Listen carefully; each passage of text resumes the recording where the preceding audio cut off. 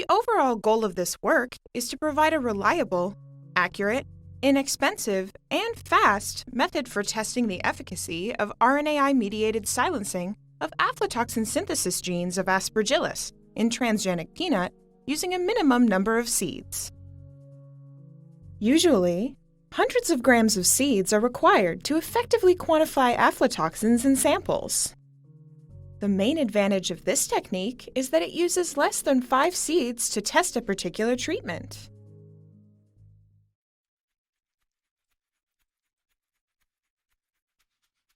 "10 days in advance of preparing the seeds, set up a culture of aflatoxin-positive Aspergillus flavus NRRL 3357 in Zapex agar medium.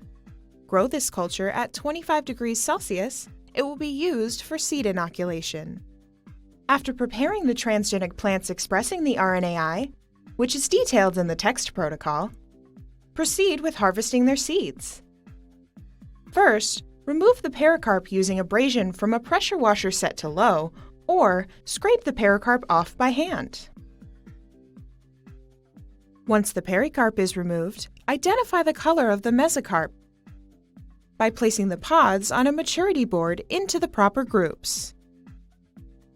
Now, remove the hulls and process the yellow and brown seeds separately. Calculate the number of seeds needed for the experiment.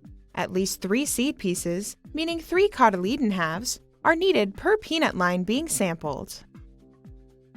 Cover the bottom of a sterile beaker with a layer of seeds, and then just cover the seeds with a measured volume of 75% ethanol.